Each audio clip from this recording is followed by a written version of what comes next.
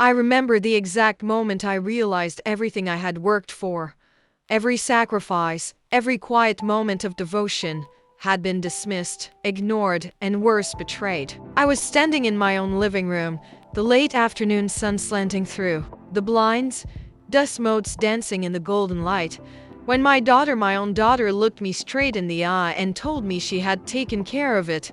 I paused, puzzled, because the tone in her voice was not one of care but of calculated finality. My heart sank before my mind could catch up.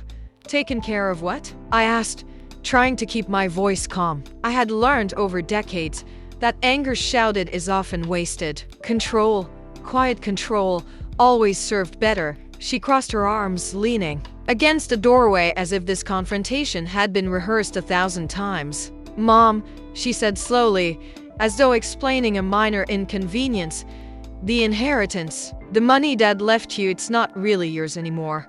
I felt the room shift. The air grew heavy, the faint scent of the afternoon garden creeping in from the open window, mixing with my sudden panic. My hands gripped the edge of the dining table, knuckles whitening. I tried to speak, but no sound came out. My child, had taken what was rightfully mine, the only tangible reminder of my late husband's love and the security I had relied upon. You, what? My voice finally broke free, trembling like a brittle branch in the wind. She tilted her head, almost mockingly. It's all gone into accounts you can't touch. I was just trying to help you, Mom. You always worry so much. I thought it'd be easier this way. Easier. That word cut through me more sharply than any scream, any shouted argument. Easier for whom exactly? Certainly not me. The betrayal wasn't just in the act. It was in the calmness of her words, in the deliberate attempt to rewrite my reality. I sank into the chair at the table, feeling the years pressing down all at once, the loss, the quiet loneliness after my husband's death, the subtle ways my own family had begun to dismiss me. How had it come to this? How had I raised a daughter capable of such silent treachery? And yet, I could not allow myself to panic. That was not who I was. My life had been one of quiet resilience, of careful observation and measured response. I would not fall apart here, not in front of her. I see, I said finally, my voice steady though my chest ached. You made all the decisions for me, without asking me. She shrugged, almost casual, almost bored. You always wanted peace, Mom. I'm just giving it to you. I wanted to scream, to call her cruel and heartless, to remind her that I had carried her, nurtured her, loved her without question, even when her father and I disagreed. But the words refused me. I realized then that her cruelty was not loud. It was meticulous, subtle, insidious. She hadn't stolen from me in a fit of passion. She had done it quietly, systematically, ensuring that I would feel powerless. For a long moment, we sat in silence. I watched her, studying the set of her jaw, the calm indifference in her gaze. She had always had that way, controlled, precise, like a chess player planning moves I couldn't yet see. And I knew, deep down, that responding with immediate anger would only give her satisfaction. You think this is over? I asked finally, my voice barely more than a whisper, though it carried the weight of every year I had endured silently. You think taking what isn't yours is the end of it? Her eyes flickered, a momentary crack in her perfect composure. I noticed it, of course. The tiniest hesitation, the smallest recognition that perhaps, just perhaps, I was not as powerless as she believed. I don't know what you mean, she said, trying to regain her calm. I smiled faintly, almost cruelly. Oh, you will. I promise you will. That evening, after she left, I sat alone in the quiet of my home, replaying the confrontation over and over. The betrayal was a wound, yes, but also a mirror. I began to see patterns in the way she manipulated, the way she underestimated me. It was subtle, quiet, almost invisible to anyone else. But I saw it. I had seen it for years, and I began to plan. Not out of anger, though anger was certainly there. No, this was about something deeper. Restoration, balance, the quiet rectification of a wrong so intimate it cut to the core of my being. I thought about my husband, about the life we had built, about the dignity I refused to relinquish. This was not a matter of money alone. It was about respect. And I had learned, over decades of navigating family dynamics, that true power often hides in silence, in patience, in the slow building of inevitability. I would wait. I would observe. I would allow her to continue in her belief that she had won. And then, when the moment was right, I would act not with fury, but with precision. As I closed my eyes that night, I felt a calm resolve settle over me. Betrayal had entered my home. Yes, but it would not define me. I would not be the victim. And one day, when the truth revealed itself, she would understand exactly what she had done and to whom. The first step, I realized, was to gather every fragment of information, every subtle clue, every small inconsistency. She had believed she was clever. I would prove that she had underestimated me. And so I began, quietly, methodically, patiently. I often think about how a life can feel so secure, so ordinary, and then slowly unravel in ways you never imagine. When I look back on those years before the confrontation that would shake me to my core, it all seemed normal, almost mundane. But life rarely is. The quiet moments, the routines, the small gestures of love, they all build a foundation. And it was that foundation my daughter would later attempt to shake without me realizing it. I grew up in a small town, the kind of place where everyone knew your grandparents, your parents, even the history of your neighbors' houses. My childhood was simple, filled with the kind of love that wasn't loud but steady. My mother had a way of keeping the household running like clockwork, teaching me the value of patience and endurance. It's funny now how those very lessons, patience, endurance, quiet observation, would become my weapons decades later. I met my husband, Richard, when I was barely 22. He was gentle, soft-spoken, the kind of man whose presence calms a room without him even trying. We married within a year of meeting, a small ceremony surrounded by family and friends, and then began the long, quiet work of building a life together. We were not wealthy, not in the sense most people imagine, but we had something more precious: stability. A home, modest and worn at the edges but ours. A small garden Richard tended like it was a living thing. And I managed the house and nurtured the life inside it. We were a team. Our daughter, Marissa, was born 2 years later. I remember holding her for the first time, feeling the weight of responsibility, the swell of unconditional love that is both a blessing and a quiet burden. Richard and I promised ourselves we would protect her, guide her, give her the kind of upbringing that allows for strength without cruelty, compassion without weakness, and for years, I thought we succeeded. Marissa was bright, perceptive, charming, in a way that drew people in. She had a quiet charisma, the kind of presence that made people listen, even when they shouldn't. It was the same charm that would later allow her to manipulate circumstances without anyone noticing. Life settled into a rhythm. Richard and I worked. We saved. We argued occasionally, but the disagreements were never bitter. We learned to compromise, to bend without breaking. Those years, I now realize, were filled with subtle lessons for both of us and for Marissa. She learned observation, awareness, the value of persuasion, and unfortunately, the darker side of both. I kept a journal during those years, mostly of trivial observations: Marissa's first day of school, her first crush, the time she tried to bake a cake and nearly set the kitchen on fire. Looking back, I realized that journal chronicled more than memories. It documented the building of a mind capable of both kindness and calculated cunning. Richard's death, 5 years ago, was sudden, a heart attack.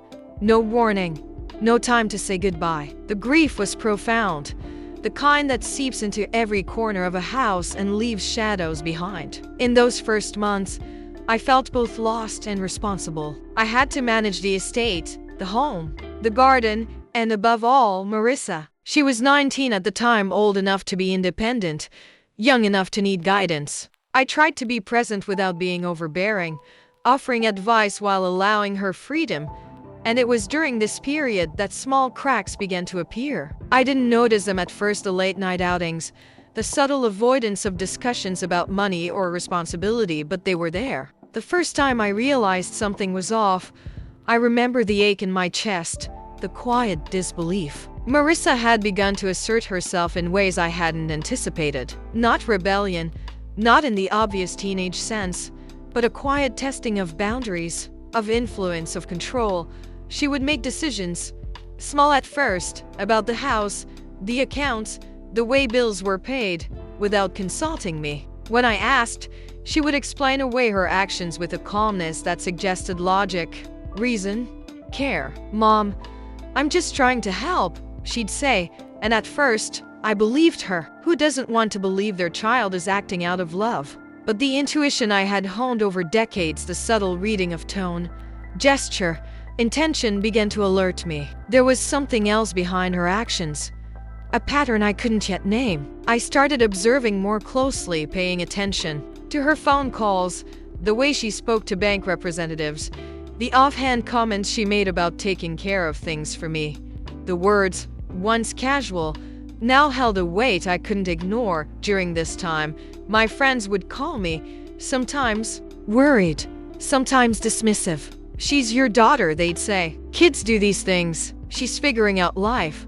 But they didn't know her the way I did. They didn't know the spark in her eyes that could shift from warmth to calculation in a heartbeat. They didn't know the subtle pressure she could apply without anyone else noticing. I did.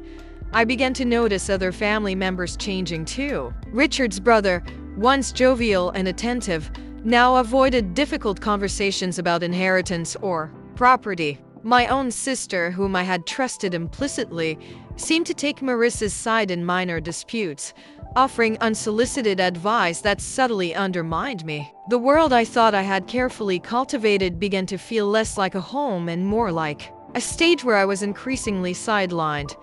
And yet, I did not panic. That was never my way. I spent long evenings reflecting, walking in the garden Richard had loved, feeling the weight of memories pressing against my chest. The roses he had planted were blooming that spring, vibrant and resilient. I looked at them often, finding in their growth a metaphor for patience, for endurance, for quiet strength. I remembered my mother's lessons: the power of observation, the patience to wait, the intelligence to act not in impulse but in strategy. Those lessons had served me well before, and I knew they would serve me again. Marissa believed she was clever, that she could manipulate the threads of our family life without consequence. She did not yet understand that the longer she allowed the pattern to continue, the more inevitable her reckoning would become.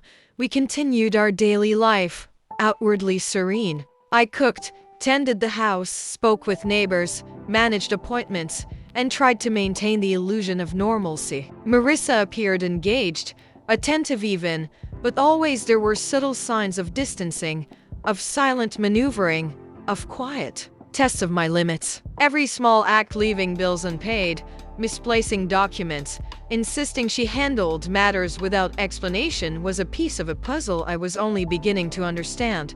I started keeping meticulous notes, quietly, tracking every deviation from what I considered acceptable. Each observation was a thread, and soon I could see the pattern. Marissa was attempting to control not only the finances but the very narrative of our family. She believed she could dictate my reality without consequence. And in doing so, she underestimated the resilience and intelligence that had carried me through decades of family loss and quiet confrontation. In those days, I would often sit alone after dinner, the house settling into silence around me, and reflect on the nature of betrayal. It is rarely loud, rarely obvious. It is quiet, insidious, wrapped in kindness or reason, cloaked in love or care. And I realized with a chilling clarity that this was exactly what I was facing. The betrayal I feared most was not in words shouted, but in deeds unseen, deeds carefully concealed behind the facade of concern. And so, I began preparing, not with anger, not with confrontation, but with observation and planning. The foundation of my life, my dignity, my very sense of self, would not be surrendered. I would not allow a quiet theft of trust to define the closing chapters of my life. Marissa, in her youth and arrogance, could not see it yet. She believed patience was weakness, silence is surrender. She did not know that every mother, every grandmother, learns the subtle arts of patience. The quiet strength that only comes with experience, observation, and love turned protective, even when that love must disguise itself as indifference. I was ready, quietly, patiently, and I would wait. It started in small ways, almost imperceptible. At first, the kind of things a mother might overlook when her heart wants to believe in her child. A misplaced check here, a forgotten appointment there, a casual dismissal of my suggestions or advice. None of it seemed malicious, at least not at the moment, but the pattern began to form, like tiny cracks appearing in the foundation of a house after years of calm. I remember the first incident vividly. Marissa had insisted on helping me with the bills one evening, claiming it would save me the trouble. I watched as she typed furiously at the laptop, clicking and moving numbers from one account to another. I asked questions, trying to understand her logic. "Where's this payment going, Marissa?" I asked, my voice light, cautious. "Oh, Mom, don't worry," she said, waving her hand as if brushing away concern. "I've got it all under control." The calmness of her tone should have been reassuring. Instead, a small alarm sounded in my chest. There was a precision in her movements, a certainty in her eyes that suggested more than mere helpfulness. I said nothing, simply watching, recording each detail in my mind. The subtle art of observation had become a habit, almost instinct. By this point in my life, in the weeks that followed, the incidents multiplied. She would rearrange documents on my desk, tidy the kitchen in ways that made it inconvenient for me, make decisions about the garden without consulting me, or redirect visitors in ways that subtly shifted authority away from me. Every act, small and polite on the surface, carried an undercurrent of control, an unspoken claim, "I am in charge here." It was during this period that I began noticing the shift in her demeanor during conversations. When I suggested anything about finances or household management, she would nod politely, but her eyes would betray impatience or worse, silent contempt. I remember the way she once said, almost cheerfully, "Mom, maybe you should let me handle this. It's simpler for everyone." Simpler for whom, I wondered. Certainly not for me. There were social occasions too. Family dinners, gatherings of old friends, neighbors dropping by. She would take the lead, speaking for me, making decisions I had made for decades. And I found myself pausing, watching, learning her rhythm, the way she asserted control with a smile that seemed harmless to anyone else. That was the most dangerous part. Her charm. She had the kind of charisma that made others overlook the disrespect, the subtle ways she was eroding my authority in my own home. I tried to address it once, cautiously. "Marissa," I said one evening, as she moved papers across the counter, "I'd like to handle these matters myself. I've managed them for many years, and I'd like to continue." Her response was calm, measured, almost rehearsed. "Mom, I'm only trying to help. You've done so much for all of us. Let me take some of the burden." I wanted to argue, to make her see the overreach in her tone, the quiet dismissal of my experience and autonomy. But I held my tongue. I had learned early that confrontation, at the wrong moment, can backfire. Observation first, understanding, then action, patience. And so I observed. I watched the patterns, the small decisions that gradually excluded me, the subtle persuasion of others in the family, the carefully worded comments designed to make me feel unreasonable if I spoke up. I realized she was testing me, seeing how far she could push before resistance. One afternoon, I caught her talking on the phone with the bank. She had insisted that I didn't need to know the details, that it was better this way.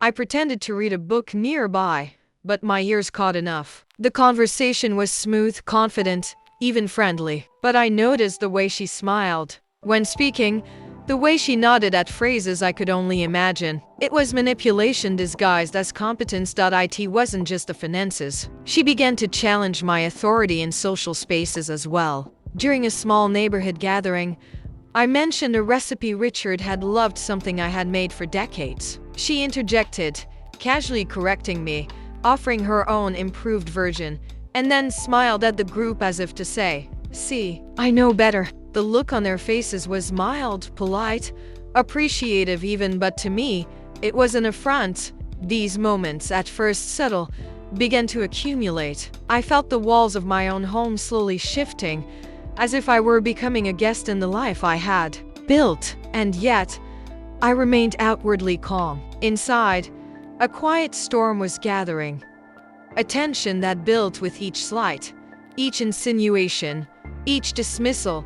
I began keeping a mental ledger of incidents, cataloging them in detail. Every overstepped boundary, every polite dismissal, every instance of being excluded or undermined. I did not confront her yet. I had learned painfully that premature action reveals weakness. The strength comes from patience, from watching, from waiting for the precise moment when all the pieces align. I also began noticing her influence over others. My sister, once a strong ally, had begun siding with Marissa more frequently. Family friends would comment on Marissa's maturity or wisdom in a way that subtly undermined my authority. I realized then that the disrespect was not only direct, it was networked. She was quietly reshaping the perceptions of those around me, isolating me emotionally while projecting competence and care outwardly. At tea night, I would sit in the garden, watching the roses bloom, reflecting on the growing imbalance. Betrayal is often quiet, almost invisible, until it reaches a tipping point. I understood that now, and I began to prepare not for confrontation yet, but for understanding. I needed clarity, documentation, and patience. I needed to see the full scope of her actions, the full extent of the control she sought to exert. One evening, I decided to test her. I left to document a minor check, nothing significant on the kitchen counter. I waited, pretending not to notice, and observed as she approached it. Her hesitation was slight, but there. She picked it up, examined it, and then, without telling me, set it aside in a file labeled "handled." The act was small, almost meaningless to anyone else. But to me, it was confirmation. She believed she could act without accountability, and that moment crystallized everything. I realized I was facing a deliberate, calculated disregard for my authority, my judgment, my life experience. I was no longer dealing with mere mistakes or youthful overconfidence. This was strategy, intent, and it was personal. But still, I did not confront her directly. Not yet. I had learned over a lifetime that the true advantage lies not in immediate reaction but in deliberate planning. One misstep, one visible sign of weakness, and she would tighten her grip further. I would need precision, subtlety, and timing. Over the following weeks, I observed her even more closely. Every phone call, every decision, every slight redirection of authority was noted. I began to see patterns in her manipulation, her ability to charm others while undermining me, her subtle coercion masked as assistance, her careful orchestration of family perception. I began to anticipate her moves. When she assumed control over bills, I prepared backup records. When she tried to influence friends or relatives, I made sure to maintain my connections quietly, ensuring I had allies who could see the full picture when the time came. In these quiet days, I realized something profound. Disrespect is rarely about a single moment of cruelty. It is a series of choices accumulated over time, each one small enough to seem harmless. The real danger is in the totality, in the pattern. And understanding that pattern is the first step toward reclaiming power. By the time the first hints of confrontation emerged, small remarks, subtle challenges, a suggestion that I trust her judgment in matters that were mine, the groundwork was already being laid. I was patient, calm, and observant, recording each transgression in my mind. I knew that when the tipping point came, I would act, not with fury, but with intelligence, precision, and quiet inevitability. Marissa, confident in her growing control, could not yet see the storm forming beneath the surface. She continued, unaware that every slight, every overstep, Every act of silent disrespect was a thread in a tapestry I was carefully weaving. A tapestry that would one day reveal the truth not with loud confrontation, but with quiet, undeniable revelation. And in that realization, I found a measure of calm. The disrespect, the betrayal, the quiet erosion of my authority, it was not the end. It was the beginning of a journey I had already begun, one I would see through to its rightful conclusion.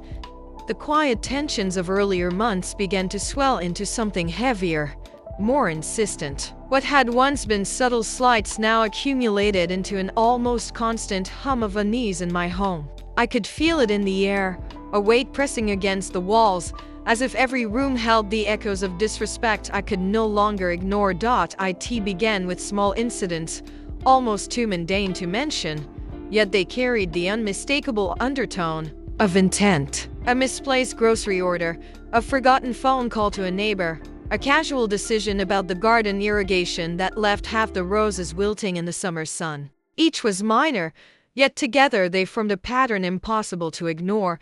Marissa's demeanor had changed as well. Where she had once seemed cautious, polite, occasionally deferential, she now moved through the house with the confidence of someone who owned it. She would speak over me in conversations, interrupt my sentences with helpful corrections, and dismiss my opinions with a tone that implied they were outdated or irrelevant. One afternoon, she decided to host a gathering for friends from her college days. I had suggested a small family dinner the previous week, something intimate to honor Richard's memory, but she dismissed it. "Mom, everyone will be there tomorrow anyway," she said casually, "so let's just combine it'll be easier." When the night arrived, she had rearranged the entire living room, moved furniture, changed seating arrangements, even shifted the photographs on the walls. She had placed herself at the center, the host, while I was relegated to a corner, offering drinks and occasional conversation but never truly included. Her friends smiled at her, nodded at her suggestions, laughed at her jokes, and never once turned to me.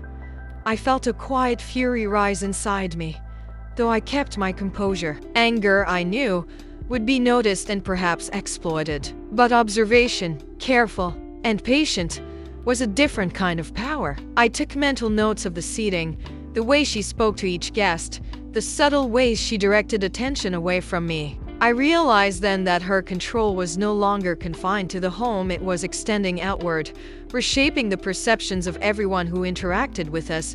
Then came the financial overreach. She had begun moving funds, ostensibly for safe-keeping, without informing me. One evening, I discovered a series of online transfers, modest amounts at first, then larger sums, all moved into accounts I could not access. When I questioned her, she smiled with that calm confidence I had begun to recognize as manipulative. "Mom, you worry too much," she said, her voice soothing, almost affectionate. "I'm just making sure everything is in order. You don't need to stress about these things anymore." Stress? No. I realized what she meant was control. She was systematically stripping me of both knowledge and authority, masking the theft of trust behind the guise of care. I felt a familiar pang of betrayal, deeper than anger, sharper than fear, the realization that someone you love can, with deliberate intent, undermine everything you hold dear.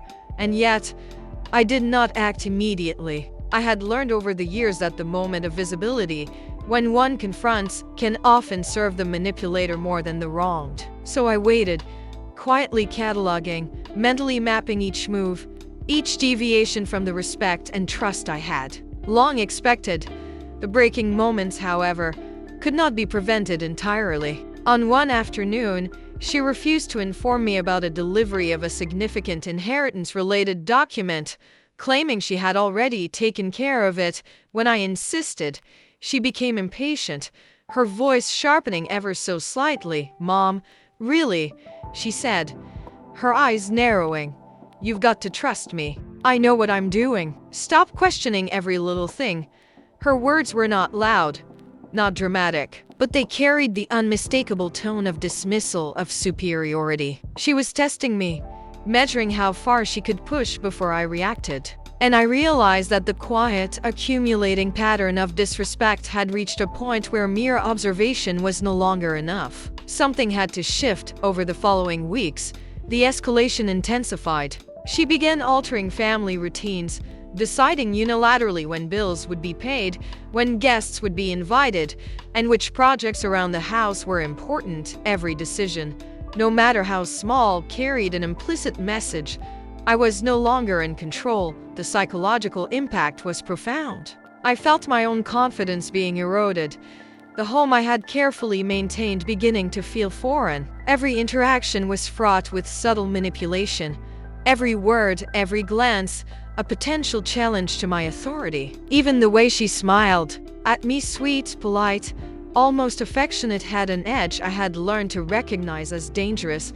One evening, she hosted a family game night, ostensibly to honor me, but the reality was different. She orchestrated every detail: the seating, the questions, the awards. When I offered a suggestion, she would smile and nod, then quietly redirect the conversation, ensuring my input went unnoticed. Her friends and cousins followed her lead, reinforcing her authority while diminishing mine. I sat in quiet observation, noting every nuance, every subtle exclusion, every manipulated conversation, every sly redirection of authority, all evidence of her escalating strategy. And I realized that this escalation was not random. It was deliberate, calculated, a series of small assaults designed to erode my influence and reshape the family dynamics in her favor. It was during this period that I began testing her further, introducing minor obstacles to see how she would respond. I left certain documents misplaced, allowed certain phone calls to go unanswered, and observed how she maneuvered. Her confidence never wavered, yet each action revealed her reliance on control, on domination, on the subtle art of bending others to her will without confrontation. One morning, I overheard her speaking to a distant relative about the inheritance, framing it as though she were the responsible one, the guardian of the family's interests. My heart sank, but I did not confront her. I began to realize that the conflict had moved beyond simple disrespect or overreach. It had become a challenge, a silent war for authority and trust. The tipping point came quietly, as it often does. A simple miscommunication over a property document escalated when she refused to provide the necessary information, insisting she had already handled it. I pressed calmly, patiently, and she snapped, not in overt rage, but in a controlled, sharp dismissal. "Mom," she said, her tone icy, "you're making this unnecessarily complicated. I told you it's done. Stop interfering." The words were precise, surgical. No theatrics, no shouting, but the message was clear. She believed she had won. She underestimated me, as so many people did over the years. But her confidence, her arrogance, and her calculated control over the family's perception had made one critical error. She believed I would not notice, that I would not respond, that I would not plan. And I began to plan, not recklessly, not impulsively, but with the same precision and patience that had guided my life. The conflict had escalated, yes, but it had also revealed the framework of her strategy, the points of weakness, the subtle cracks that could be exploited when the time was right. I began to assemble my knowledge, bank statements, documents, phone records, patterns of her manipulation. I cataloged every slight, every act of exclusion, every subtle insult hidden beneath politeness. Each piece of evidence was a thread, and I began weaving them into a tapestry of undeniable truth. At night, I would sit alone in the quiet of my home, reflecting on the escalation, imagining the eventual confrontation. Not a confrontation of anger, but one of intelligence, precision, and inevitability. The conflict had revealed her tactics, her arrogance, her reliance on deception. And I knew, with a deep, resolute certainty, that the eventual reversal would be as quiet and unstoppable as the rising tide. The home, once warm and familiar, had become a stage for psychological maneuvering. Each day brought new tests of patience and observation, each interaction a subtle assertion of dominance by Marissa. And yet, Beneath the surface, I was calm. I was patient. I was preparing, because I had learned over decades that true power is not loud. It is not immediate. It is slow, deliberate, and inevitable. And when the moment comes, the reversal will not be shouted, it will be undeniable. It happened quietly, almost imperceptibly, as these things always do. The culmination of months of subtle undermining, of small betrayals carefully threaded together, reached a point where I could no longer remain a silent observer. It was not a loud argument, not a dramatic confrontation in the kitchen. No, it was far more devastating than that. It was the moment I realized that my own daughter, my child, the one I had nurtured and loved, had deliberately rewritten my reality without my consent. And worse, she believed she could get away with it. It started with the letters. I had asked gently, over the course of weeks, about a few documents concerning my late husband's estate. I had reason to review them, to ensure everything was in order, and yet Marissa had repeatedly handled them herself. She insisted that all the details were unnecessary, that she had taken care of every step. I had begun to notice irregularities in her explanations, subtle contradictions that whispered of deception, but I had no proof yet. Then came the day she crossed the final line. I was seated in the living room, the afternoon sun casting long shadows across the wooden floors, when I asked her again for a simple confirmation about the inheritance accounts. I wanted nothing more than transparency, clarity, a sign that she had not overstepped her bounds. Her reaction, though, was immediate and chilling. She turned sharply, her eyes flashing with a mixture of impatience and condescension. "Mom," she said, her voice calm but brittle, "I've already told you. It's all handled. Stop asking questions. You're making this more complicated than it needs to be complicated." That word felt like a slap, a diminishment, a subtle declaration that my concerns were irrelevant. I felt my chest tighten, my stomach nodding in a way that had nothing to do with surprise and everything to do with betrayal. "I am asking questions because it concerns me," I said, keeping my voice steady though my hands trembled slightly. "These are my affairs, Marissa, not yours. I have a right to know what is happening with my own property." She laughed softly, the kind of laugh that should have been light but carried a sting. "Mom, you're overreacting. Honestly, I'm trying to help. Why do you insist on making everything so difficult?" Her words were meant to wound without violence, to humiliate without aggression. And it worked. In that moment, I felt small, diminished, dismissed in the place I had always considered my sanctuary. My own home felt alien. Then, she did the unthinkable. She took my own checkbook, the very symbol of my autonomy, and waved it before me like a trophy. "See? It's all under control. You don't need to worry about a thing." The gesture was deliberate, almost ritualistic. It was as if she were demonstrating her dominance, asserting that she alone held the power I had spent a lifetime cultivating. And for a moment, I felt the weight of years of care and patience crushed beneath the arrogance of youth. I rose from the chair, forcing myself to stand tall despite the storm of emotion threatening to overwhelm me. I could feel tears prickling at the edges of my eyes, but I would not allow them to fall. Not here, not in front of her, not yet. "Marissa," I said quietly, my voice low but firm, carrying the gravity of everything I had endured.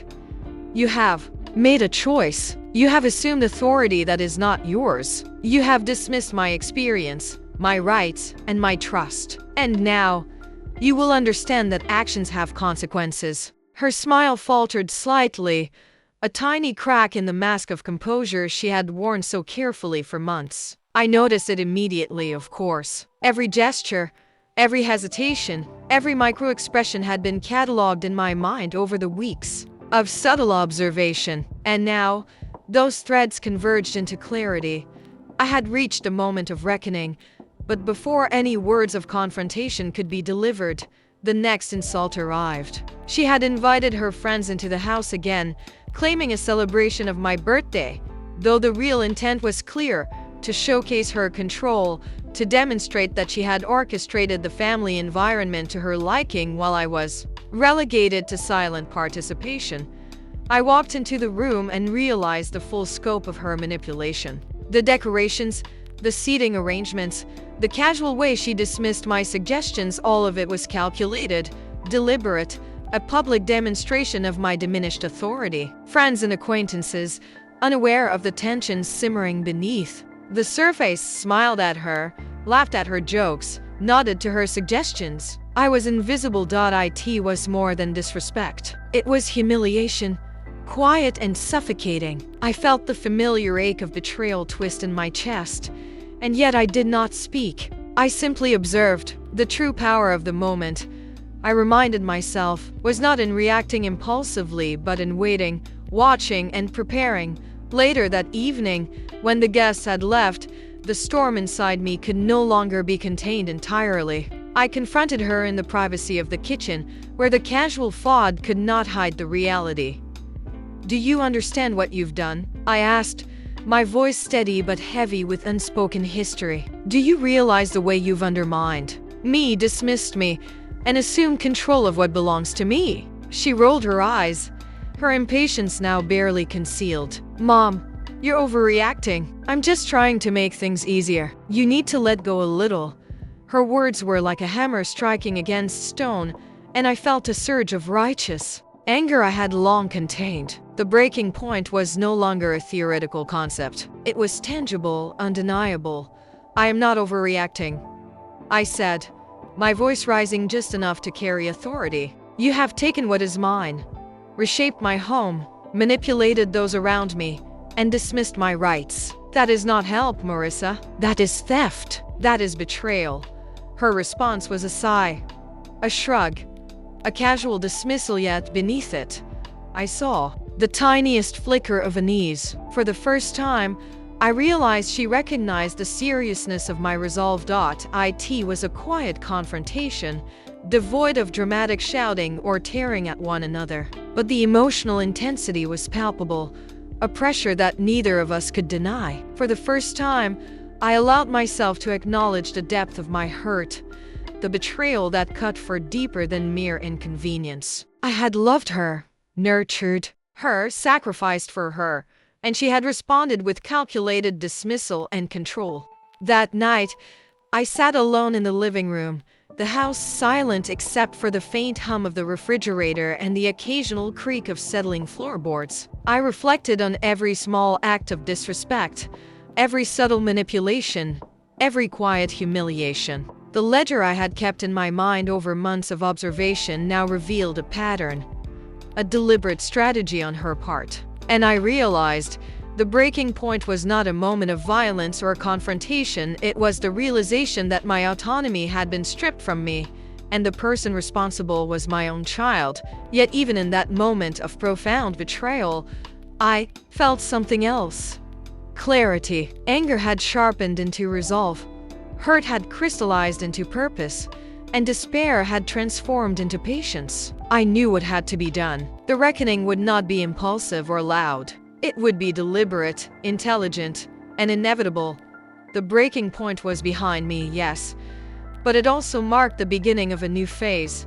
Preparation. Observation alone was no longer sufficient. Now, I would act not with rash fury, but with strategy, subtlety, and precision. The next steps would be the most important of all, for they would determine whether justice could be quietly restored, whether dignity could be reclaimed, and whether the truth, long concealed, could finally emerge. I made a silent vow that night. Every slight, every dismissal, every act of disrespect would be accounted for. Every thread of manipulation would be traced, every moment catalogued. And when the time came, the reversal would be as inevitable as the rising sun, as quiet and unstoppable as the passage of time itself. The days after the breaking point were quieter than usual, but that quietness was deceptive. Outwardly, I maintained the routine of my life, cooking, tending the house, exchanging polite words with neighbors, but beneath the surface, my mind was a meticulous engine of calculation. The betrayal had been unveiled, the humiliation acknowledged, and now it was time for something far more deliberate. Strategy. I spent hours reflecting on every interaction with Marissa, replaying conversations in my mind, noting patterns, nuances, and inconsistencies. Every slight, every casual dismissal, every calculated act of control was analyzed with surgical precision. This was not impulsive vengeance. It was quiet, patient, methodical, a chess game in which every piece had its purpose.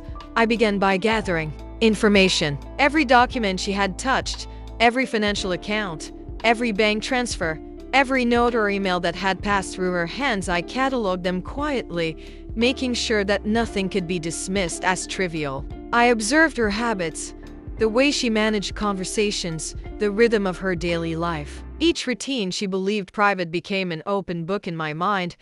I also began reconnecting with allies I had long taken for granted.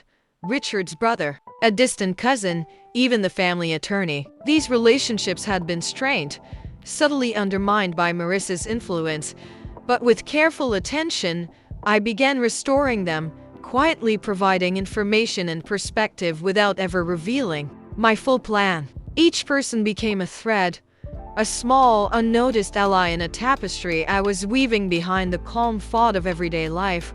I developed a system for monitoring subtle manipulations without alerting her. If she moved a document, I noted it. If she claimed to have handled a task, I verified it quietly. Every small act became evidence, every pattern a map of her control. I was no longer reacting emotionally. I was observing strategically.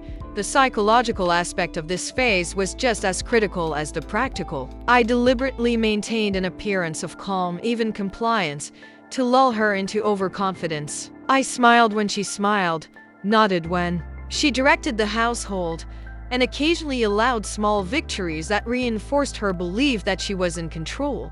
Every time she assumed authority, I allowed her to believe it was unchallenged. Each concession was a calculated move, not a surrender. I also practiced restraint in conversation. When she attempted to manipulate me with words, soft flattery, feigned concern, or subtle mockery, I responded with measured neutrality. No confrontation, no raised voice, no visible anger. In private, I recorded the details, noting patterns, inconsistencies, and points of leverage. Her arrogance, her overconfidence, became my ally.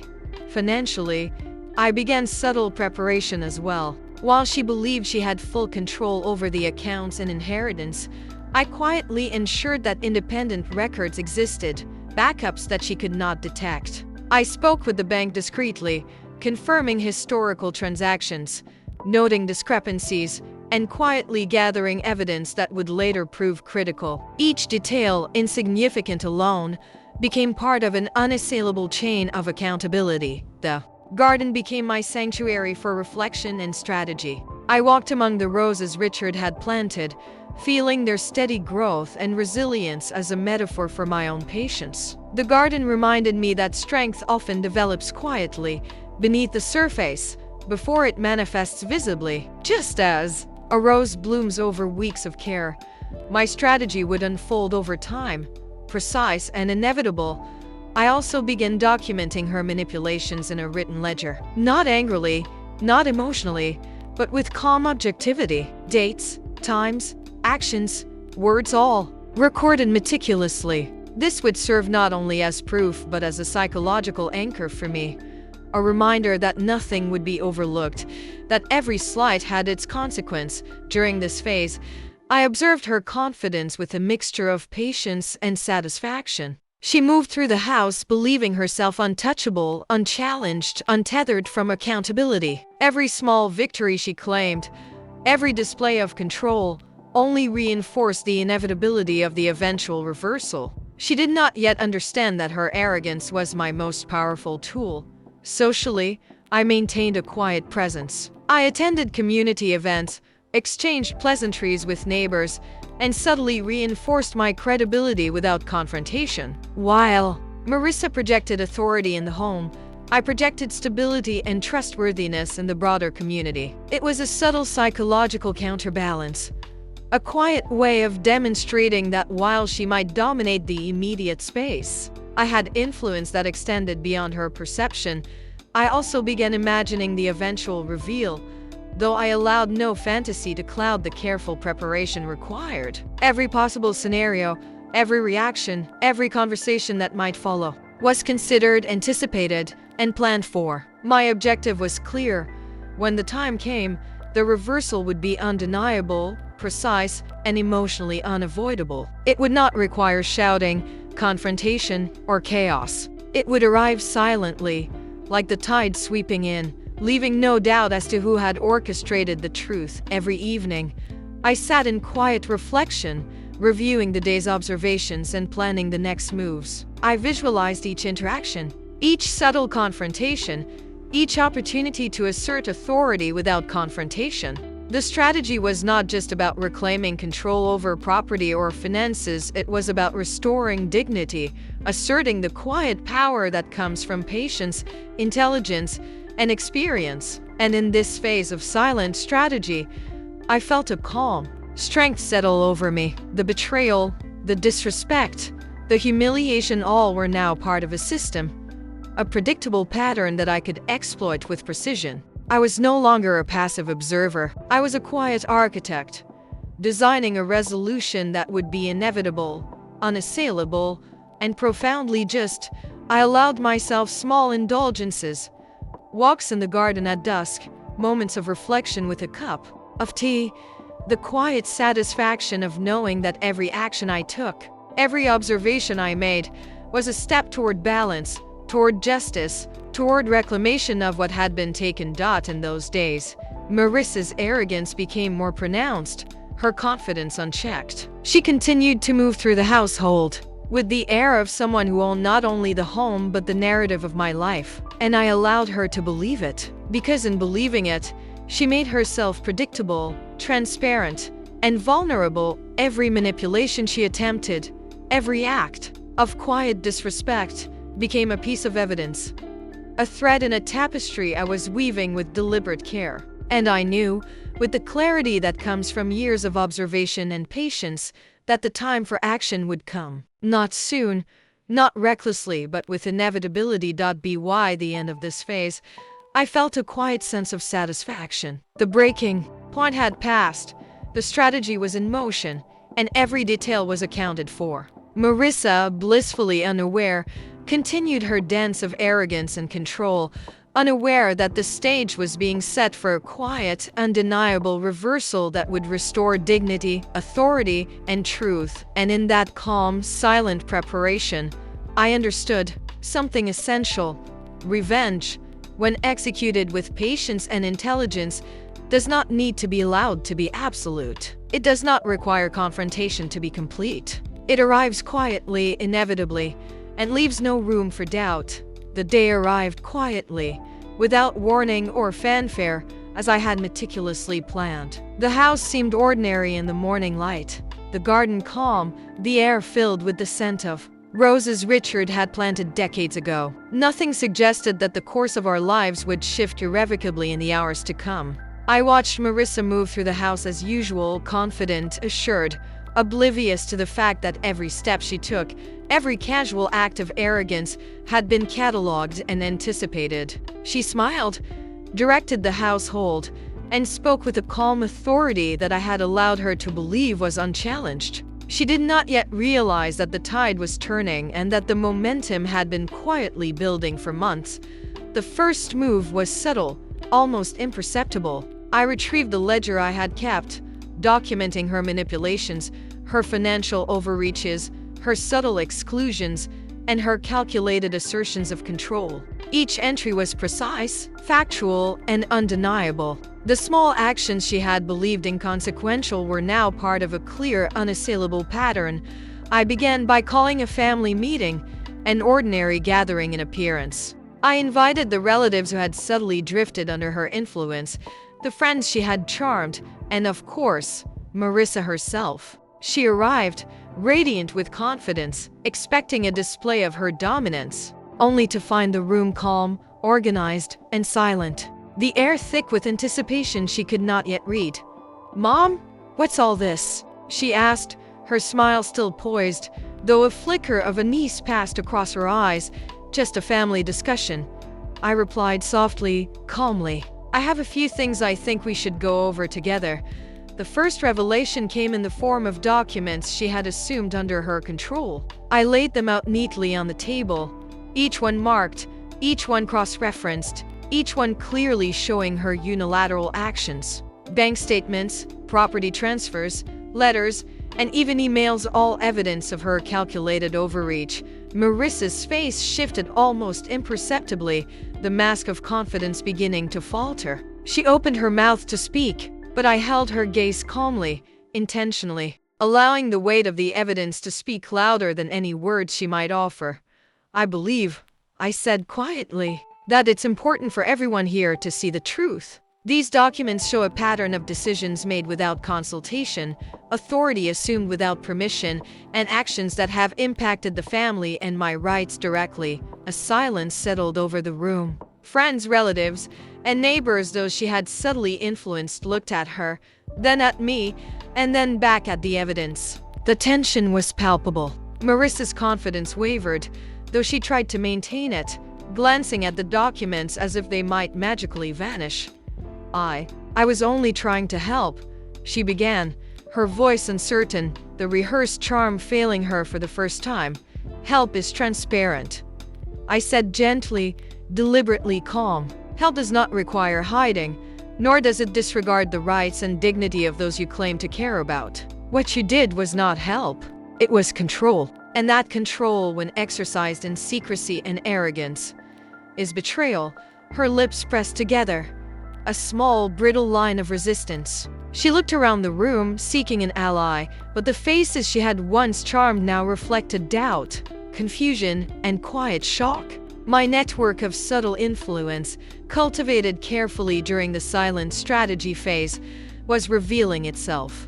Those who had been swayed by her FOD were now witnesses to the undeniable truth.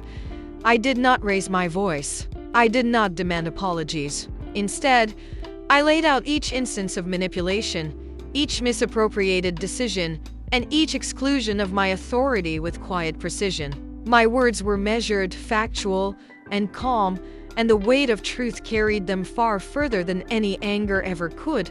One by one, the threads of her calculated overreach were revealed. She could no longer hide behind charm or politeness, no longer manipulate perception or assert dominance through subtlety. Every act, previously invisible to the casual observer, now shone in stark clarity. By the time I concluded, the atmosphere had shifted completely. Marissa, once confident, once untouchable, now sat quietly, her face pale, her eyes wide, the arrogance replaced with a dawning awareness of consequences. She realized, finally, that she had underestimated me, that her manipulations had been anticipated, and that the authority she assumed was now exposed as hollow.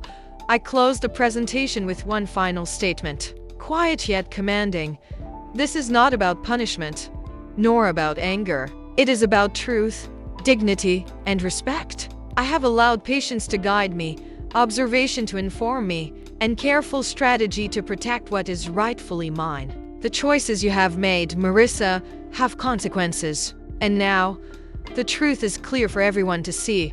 Her voice, when it came, was small and certain. Mom, I didn't mean. I held up a hand, not in dismissal, but in calm authority. Intent is not the same as effect. The choices you made had impact, regardless of intent. And it is that impact that has been revealed. The room remained quiet. Friends, relatives, and neighbors looked at her, then at me, and then at the documents that could not be denied. The weight of evidence, combined with the subtle network of influence I had cultivated, left no room for her usual deflections. She could no longer manipulate the narrative. She could no longer control perception. She was, in that moment, fully and undeniably exposed. It was a quiet reversal, almost imperceptible to the casual observer, but absolute. Authority had shifted, dignity had been restored, and the balance of power was undeniable. Marissa, though still my daughter, understood that her arrogance and betrayal could no longer hide behind charm or subtlety. The reckoning had arrived, not with noise or drama, but with clarity, precision, and inevitability. I looked at her, calmly, and in that gaze, I conveyed the depth of years of observation, patience, and strategy. She understood, finally, that her manipulation had been visible to someone she had underestimated, and that the power she had assumed without consent had been quietly reclaimed. The reversal did not require fury, shouting, or confrontation. It was quiet, deliberate, and complete. Every small act of control, every subtle exclusion, every hidden maneuver had been accounted for, catalogued, and revealed. The truth, now visible to all, could not be denied, and as the room absorbed the impact, I felt a quiet satisfaction, the kind that comes not from vindictiveness, but from justice, clarity, and dignity restored. I had waited, I had observed, I had prepared, and now, inevitably, the truth had emerged, and with it, the quiet restoration of order and respect. The house felt different the next morning. It was the same structure, the same rooms, the same garden bathed in the gentle light of dawn, yet an invisible weight had shifted. The atmosphere no longer carried the quiet tension of unseen control. Instead, it vibrated with a charged awareness,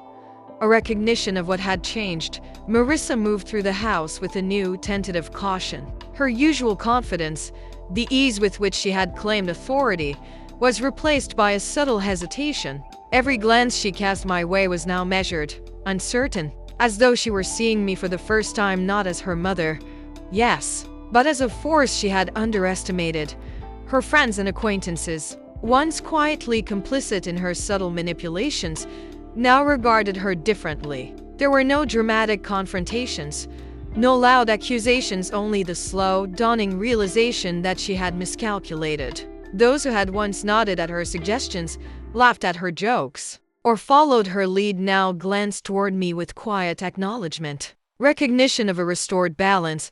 Even in small family interactions, the change was palpable. Conversations that she had previously dominated were now punctuated by my calm input. Decisions she had once assumed were hers alone now required her to pause, to consider, to consult. And in those pauses, I saw the beginnings of understanding, a realization that control is not given, it is earned, and it can be quietly reclaimed.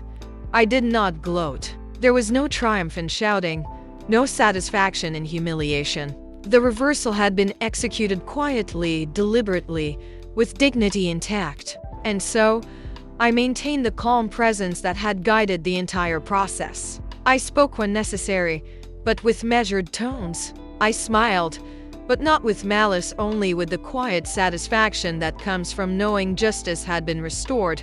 Marissa, meanwhile, wrestled with the fallout internally. I could see it in her small gestures, the slight tension in her shoulders, the way she avoided assuming immediate authority, the careful phrasing of her words when addressing the household or relatives. She was learning, painfully and deliberately, that arrogance and manipulation carry consequences even when they are subtle, quiet, and initially hidden. There were moments of awkwardness, brief flashes of tension that neither of us acknowledged aloud but were impossible to ignore. A dinner conversation would pause unexpectedly when her attempt to dominate the topic was gently but firmly redirected. A casual suggestion she made would be met with calm inquiry rather than silent compliance. Each instance, though minor, reinforced the quiet balance that had been restored.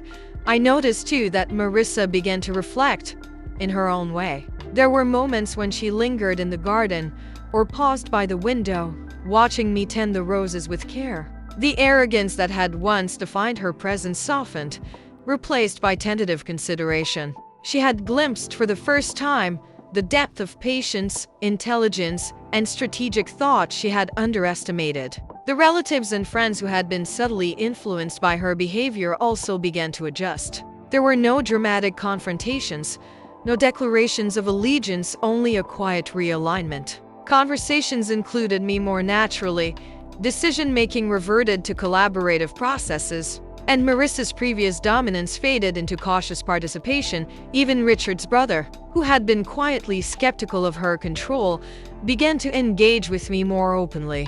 Allies who had been passive witnesses now became participants in the restored family dynamic. The social fabric that Marissa had attempted to manipulate rebalanced itself. Quietly but definitively, the emotional fallout extended to Marissa herself in more private ways. I observed her in moments of solitude, reading quietly, pausing before speaking, hesitating when assuming authority. She was learning the invisible lessons that cannot be taught by words alone, the lessons of patience, humility, and the quiet strength of observation. I did not rush her understanding. I allowed the consequences to unfold naturally, as they always do when strategy, patience, and precision guide action. Each subtle hesitation, each careful consideration, was evidence of internal reckoning, a psychological acknowledgement of what had occurred. In the evenings, when the house was quiet, I would reflect on the day's subtle shifts. The reversal had been executed with calm precision, but the emotional consequences were still unfolding. The balance of authority, once disrupted, was now gradually stabilizing, and the family was beginning to recognize a restored order.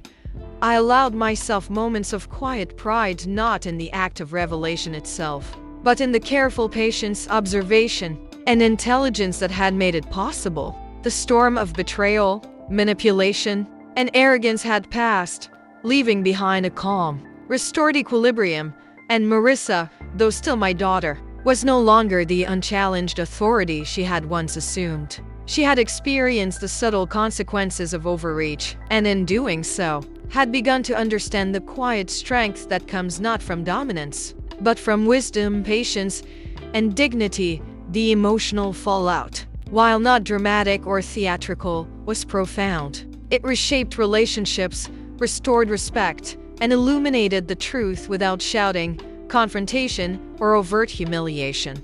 It was a quiet justice, one that left no doubt in the minds of those who had witnessed it, and no room for future manipulation. In the days that followed, life returned to a steady rhythm. Conversations were calmer, decisions were more collaborative, and the subtle dynamics of authority were permanently altered.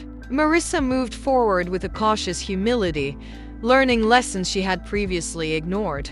And I, having executed the reversal with patience and intelligence, observed the unfolding consequences with quiet satisfaction. The emotional fallout was complete, and with it came a sense of closure. Not the closure of anger or revenge, but the closure that comes from justice, clarity, and the restoration of dignity. The house, the family, and even Marissa herself had felt the impact of truth revealed, and in that impact, a quiet equilibrium had been restored. The house has returned to a quiet rhythm. The tension that once seemed permanent, now a memory etched into the corners of the rooms. The garden blooms as it always has, steady and patient, a silent witness to the tides of human behavior. And I sit here, in the same chair I have occupied for decades, reflecting on what has passed, on what I have endured, and on what I have quietly reclaimed.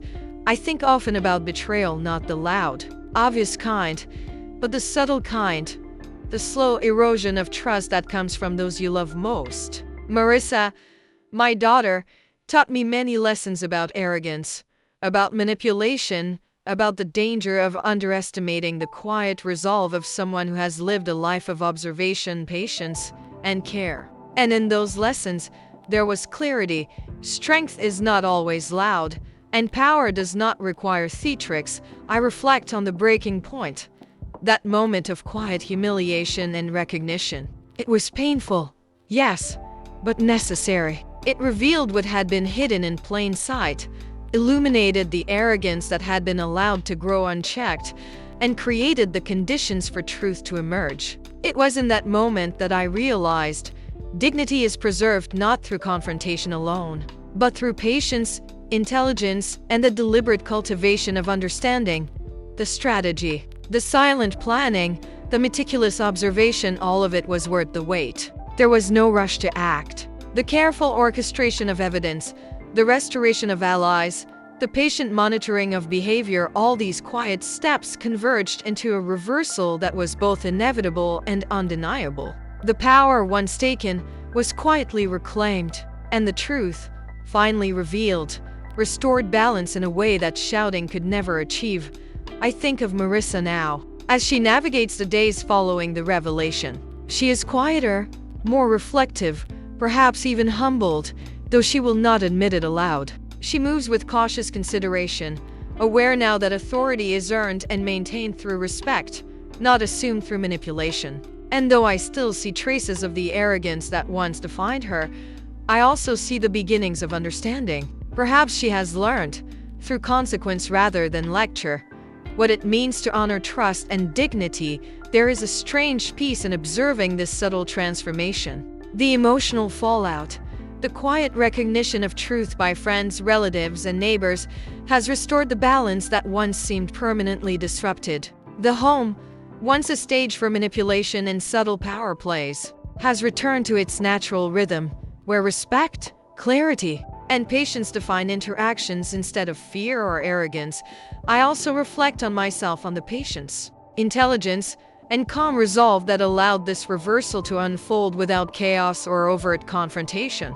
There is satisfaction in knowing that I acted not out of anger, not out of impulse, but with deliberate intention. True strength, I have learned, is quiet, unyielding, and guided by clarity of purpose. It does not require spectacle. It simply unfolds, inevitable and precise, like the tide reclaiming what it has long been meant to touch.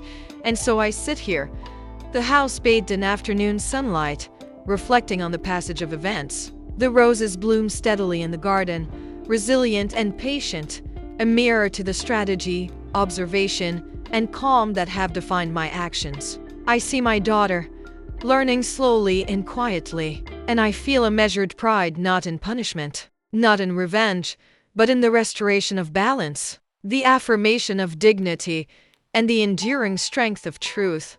The story is not one of spectacle or theatrics. It is a story of patience, of quiet observation, of subtle intelligence that allowed injustice to be corrected without the need for anger to dictate action. It is a story of dignity restored, of trust reclaimed, and of a family dynamic reshaped not through chaos, but through the deliberate unfolding of truth. In the end, I have learned that life's most profound lessons often arrive quietly, in small shifts, in subtle changes that are easy to overlook until their consequences are undeniable. Betrayal can wound deeply, arrogance can mislead, and disrespect can erode the foundations of trust, but patience, intelligence, and the quiet cultivation of strategy can restore balance, authority, and dignity in ways that are lasting and undeniable.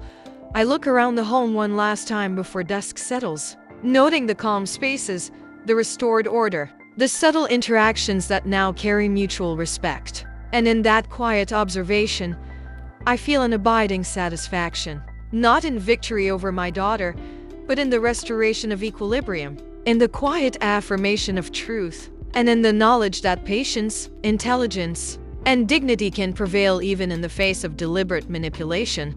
And so the story ends not with chaos, not with shouting, but with quiet reflection, restored balance, and the enduring power of dignity. The roses bloom, the house is calm, and the lesson is clear.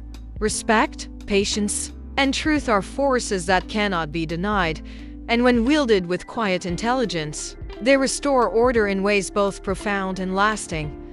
I have reclaimed what was mine not through fury, not through spectacle, but through quiet, deliberate action, and in doing so, I have preserved the dignity, wisdom, and calm that define a life lived with patience and purpose. And that, in the end, is more powerful than any words, any confrontation, or any moment of chaos could ever be.